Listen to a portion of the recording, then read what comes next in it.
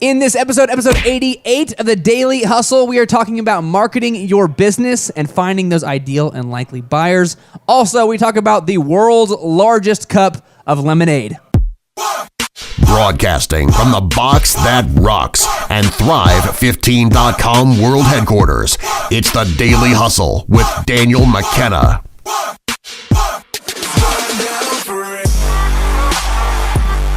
All right, folks, welcome back to episode 88 of the Daily Hustle. Over there, drinking some Red Bull. Marshall F. Morris over here, still feeling the effects of Killer Buzz from, I don't know how long ago that was, more than a decade ago. Daniel McKenna. This is episode 88 of the Daily Hustle. We are talking about marketing your business and the Red Bull success story. In the previous episode, we talked a little bit about how Red Bull got started and then some of the creative ways that they spend money to get your attention, to align themselves and their brand experience with your attention. If you are the people that they think are going to buy their product or their service. In this case, their product, their drink, Red Bull. Marshall, in the previous episode, we talked about the Red Bull Stratus, the space jump there by Felix Baumgartner. We talked about the record label of Red Bull Records. We talked about the New York Red Bulls, the MLS soccer team. Let's bring it in a little bit tighter, because most likely the people that are watching / listening do not have, hundreds of millions of dollars to spend on advertising and buying soccer teams and stuff like that, right? Most likely. It's probably going to be a little bit smaller ad budget, just a little bit.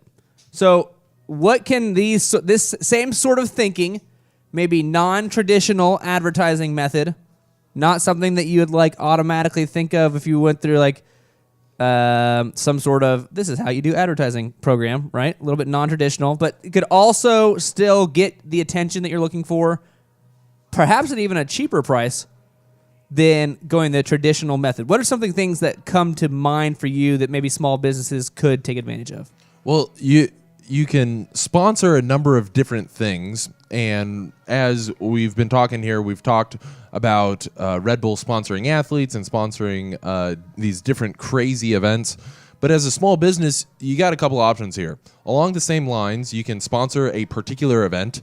So maybe you latch on to one event that could provide you a ton of visibility in your local market, okay? And you align your brand name with that particular event. So you get that on all of the logos, on all of the advertising, on all of the shirts. It's a promotional item for you, and you can sponsor a particular event marketing. Then you could also do maybe sponsor a group of people. Maybe you're sponsoring a basketball team, or you're sponsoring a group of individuals doing some type of charity work, or you're sponsoring some kind of group of people. That's another route for you. And then you got a third option here. So you could sponsor some kind of program, some type of content, whether it be a radio show or a television broadcast or a podcast or any type of program. You can align your brand's message with the brand message of that particular podcast, and it'll be well-received funds, and you could do it very inexpensively for a local market. So the advantage that Red Bull had for creating all those other events is they got to choose how their name was used, how often their name was used, how often their logo was used, right? They got to choose. So it wasn't like the sort of thing where you sponsor a luncheon and you get your name on the brochure and that's it. Because that probably won't be super high ROI for you, right? Throw down $500 for this luncheon and we'll put your name in the program. Probably not a great use of money there, advertising money. But maybe you were talking about, maybe you're thinking about buying the jerseys for your kids' Little League baseball team. Right. Okay.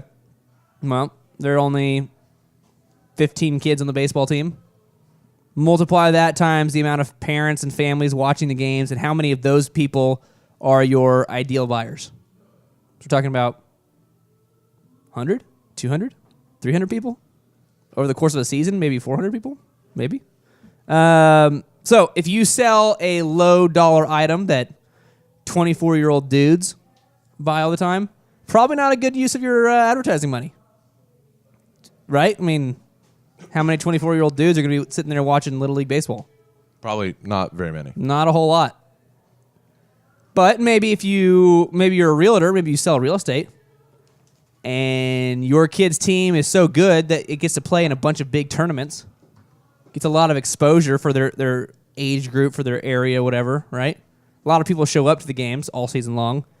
And you can sponsor the kids' jerseys at a low cost while knowing that if you sold one more house because of that exposure, you're positive. You're in the positive. Well, maybe that's something to think about then. Right? Yeah, you gotta ask yourself, how much can I earn based on this promotional strategy or this marketing strategy? What is the call to action, or what is the branding? What is the awareness that I need to create in order for that to generate more sales? And then if I can generate more sales from that particular strategy, does the amount of new sales end up being higher than what I'm spending on the marketing effort? So I was working with a business owner last week, and he particularly outright said, hey, you know what? I know that I continue to spend money on this strategy on AdWords, and I know that I absolutely do not bring in enough money for it to like be worthwhile. But I keep doing it because I don't have other systems set up. I go, okay, well, that's a good start. We at least know that we need to set up some new marketing efforts. And right now you're doing what you can to drive more sales, but we can't do that because we're spending a lot more than we're bringing in. So that's not good. So moving forward, you got to say, okay, this only is helpful. It's only makes sense if I do generate more sales from it. And do those sales cover the cost in a way that is super effective for me? That's right. Okay. So some takeaways here from the Red Bull story before we keep going along this marketing idea thing. One, if you find something or think of something big, don't be afraid to partner in it if it helps you get to market faster, right? Dietrich didn't go over there and say, this drink in Thailand is delicious. I'm going to develop my own drink. I'm going to take this idea and go formulate my own thing. He could have, but Dietrich was probably like, that's not what I'm great at. I'm good at marketing. So I'm just going to partner with this guy. Right? Yeah. And it worked out for him. I mean, he personally is worth about $16 billion. So I think it's a lot of money. I think it worked out for him. Two, aggressively market to whoever will buy your stuff. Created events, marketing that appeal to your customer base. And like you were talking about, as long as it's positive, as long as the ROI is positive, even if you spend, let's say you spend $100 on something and it brings in $101, then you should keep doing that until you find something that is better. Oh, yeah. Right? Aggressively marketing to whoever will buy your stuff. I think a lot of times small businesses say they don't have the advertising budget, and they do everything they can to not spend money, which might be what you have to do.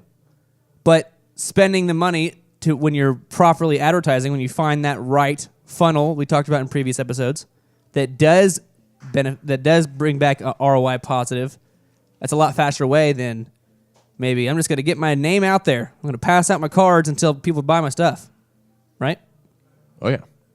Okay. Let's talk about our good friend here, Arthur Greeno. Chick-fil-A. Thrive 15 mentor. Thrive 15 mentor. Because he has done some of the non-traditional advertising here. He's a non-traditional advertiser. Chick-fil-A is a owner-operator agreement, which is very similar to a franchise style, except you still have you still have to do it sort of their way. But Arthur gets in trouble for not doing it their way, because he does it a little bit of his own way, and that's why it works so well. For instance, for the people that are listening / watching, Arthur Greeno is the Guinness Book of World Records world's largest lemonade holder. August 2008. World record. World record. And then in August 2010, he set the world record for the world's largest sweet tea. World record holder. You know how big these things are? I've seen a couple. I've seen the lemonade cup. How big was that thing? It's like 6 feet tall. I think it's even bigger than that. Could be. I think so. Let's see what Google says here. World's largest. I mean, who knows? Maybe somebody broke it since then. I don't know, but he did set the record. Here we go. Story about it. World Record Academy reported on it. There you go. There you go, World Record Academy. The lemonade here mixed in nearly 1,100 gallons. 1,100-gallon fiberglass cup designed to resemble Chick-fil-A's signature foam cup. Interesting. Put Chick-fil-A branding all over it. Made it look like their actual cups. That's weird. Contained 1,050 pounds of sugar, 580 gallons of water, 250 pounds of ice, and 11,730 sun-kissed lemons that yielded 145 gallons of lemon juice. And the cup itself is probably about 15 feet high. Big lemonade cup. That's a big lemonade cup. Now, to do something like that would take a crazy idea. I got a crazy idea. Let's build a giant cup of lemonade. And then you have to have built that cup. And then you have to get all those supplies. 11,000 lemons. However many gallons of sugar. Pounds of sugar. Why would Arthur do something like that? Why? I mean, okay, so here's a question. Does Chick-fil-A sell lemonade? Yeah. Oh, they do? Yeah. Oh. Do they sell sweet tea? Oh, yeah. Oh. Well, who in their right mind, it's a Saturday, right? It's a nice Saturday. You got the kids. You want to, go do stuff for the Saturday. You probably have yard work to do. You probably got stuff around the house. Who on their right mind on a Saturday would spend time at some event where they're building a giant cup of lemonade or tea? Well, I'm going to tell you, it's going to be probably families with kids looking for something to do. Families with kids looking for something to do. Yeah, it's going to be an entertaining community event. And who attends community events? Families with kids. Okay. Who do you think it is that, I love Chick-fil-A. I'm a Chick-fil-A supporter. Me too. Marshall's a Chick-fil-A supporter. Sam, do you like Chick-fil-A? We're 3 for 3 here in the room, here in the box that rocks. Who do you think it is that makes up a large percentage of Chick-fil-A sales? I'm going to go with what is families with kids? Families with kids. You think so?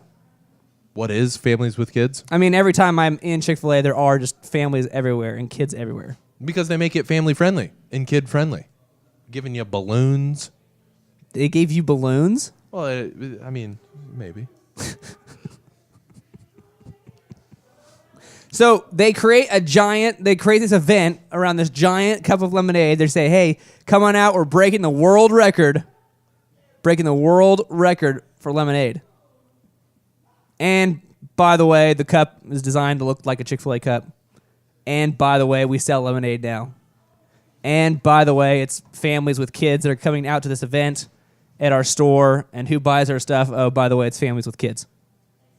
By the way. So, for you at home, business owner, Marshall, what kind of question does a business owner need to ask themselves around this sort of thinking? They say, we have only so much dollars. We could blow it all on one radio spot. We could get our name we can get our, somebody to talk about our name, our business on the radio. But we'd spend the whole budget right there on that one spot, a few grand for the month. That's probably all we could do. Or maybe we could create some sort of event. Maybe we could create some sort of brand experience. What is a business owner at home, or maybe listening to this in their car, what do they need to ask themselves? They need to ask themselves the exact same thing that they always ask themselves when you're evaluating a marketing strategy. Where are my ideal and likely buyers spending the majority of their time? Are they spending it on Facebook? Are they spending it on Google search? Are they spending it out in the community? Are they spending it watching TV events? what are they doing?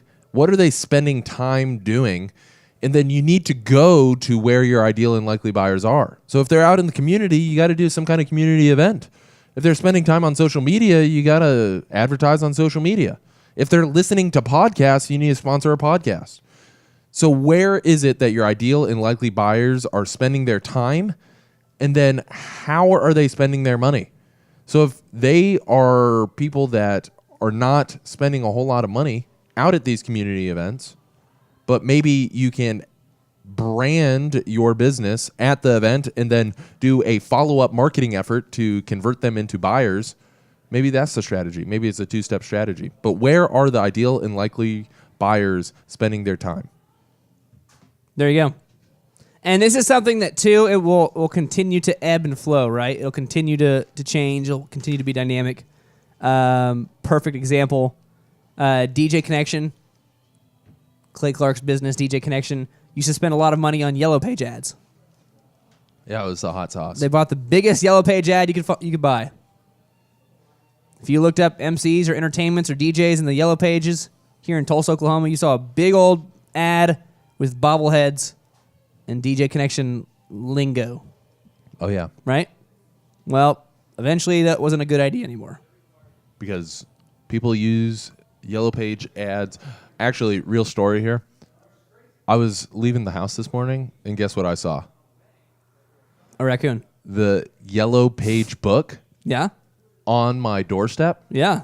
And I thought to myself, that has been sitting there for the past 7 months. That's how important the Yellow Pages are. You just now noticed. Yeah, I noticed. So this ad would not be very effective for you. Nope. No. But at one point, it was a good move. At one point it was, because that was the only place that you could go. So you're saying that the buyer's attention would go look in the Yellow Pages and find DJ Connection and then buy their stuff? That's right. But now, since there's Google, nobody uses Yellow Pages? Nope. Do you know DJ Connection ran some radio ads? I did not know that. Ran radio ads. I believe they ran it on some talk radio station. Okay. What's the problem with running you're a DJ business, you do proms, you do weddings. What's the problem with running radio ads on probably a mostly male-driven business talk radio station? I'm going to go with the fact that most brides and most student government organizations planning prom are not listening to talk radio a whole lot. And especially where a demographic is male. I know that we have a ton of female listeners. People listening to the Daily Hustle, people listening to the Thrive Time show. But I would say predominantly, based on the market and the people that listen to talk radio, is predominantly male. And are predominantly males the ones that are booking weddings? No. And if you're honest with yourself, you know if you're a dude and you have planned a wedding or been a part of a wedding, you know that it was not you that planned it. You know that it was your fiance that planned it. You know that it was the mother of the bride that planned it. If you're being honest, tell the truth, or shame the devil. You know it was your fiance that planned it. You just got very passionate about that. I'm just saying, don't you? And if you do start taking credit for it, you better apologize to your now wife. You better apologize. Further nuance here. Are you sometimes going to spend money on stuff that doesn't work? Oh, yeah, that's part of it. Because you got to find out what works, right? Yeah. For instance, for the photo company, won a bunch of awards from the knot.com for our photography work, won a bunch of awards from Wedding Wire for our photography work based on surveys. Right? Well, it turns out that the knot.com is getting people to check out our stuff. People go to the Knot, they look up photographers, they see our stuff, they see our awards, and they fill out our forms and call us. So that's a good move for us. Turns out, Wedding Wire is not doing that. People are not going to Wedding Wire and finding our stuff and calling us. So now, we don't pay Wedding Wire anymore, and we doubled down on the Knot. But for a long period of time, we were spending money on Wedding Wire. It wasn't working. To get even more nuanced, the Knot, as I just said, is great for us, great for our business, great company. Gets us leads all the time from Tulsa, gets us leads all the time from Dallas. We had a Knot ad running in Arkansas. Wasn't getting us any leads. We booked like one thing, maybe two things all year long. Took a look at it and said, why are we paying for this?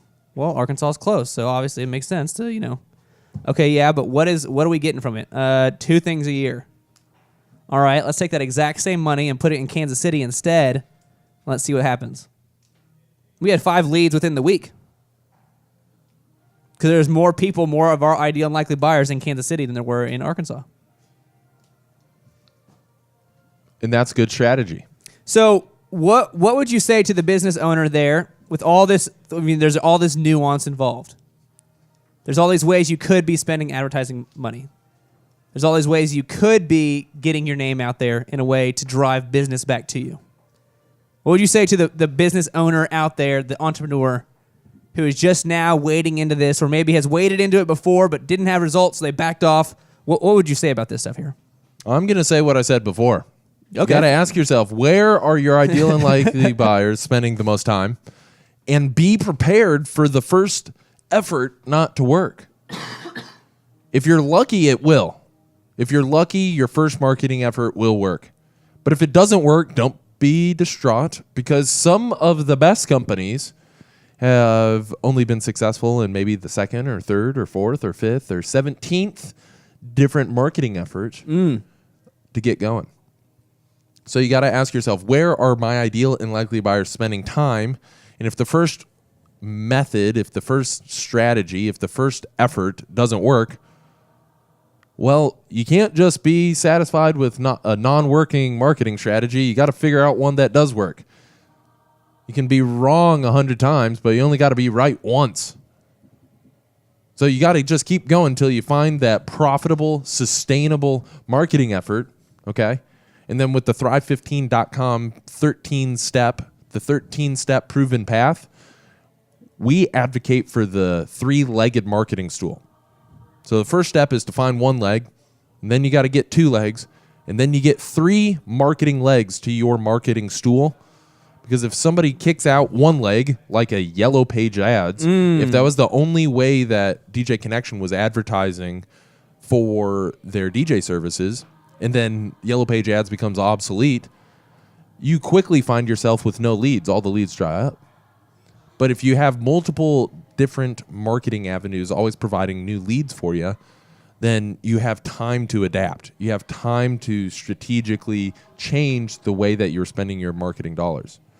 So you got to ask yourself, where are my ideal and likely buyers spending the most time? And you got to ask yourself this every 3 to 6 months to begin refining that system. So, Marshall, we have 2-day conferences here, which you can find out more about thrivetimeshow.com/workshops. And one of the things that you do at these conferences is you really have the attendee really dial in, focus in on who their ideal and likely buyers are, so that they can find these 3-legged marketing tools, these 3 legs of the marketing tool. Correct? That's right. So go ahead and tell the folks at home a little bit about the conference, where they can find the information about it, why you might want to attend said conference, and how it can help them find those buyers to then be spending their marketing dollars wisely. Okay, here we go. This is what you got to do. Everybody, go to thrivetimeshow.com/workshops.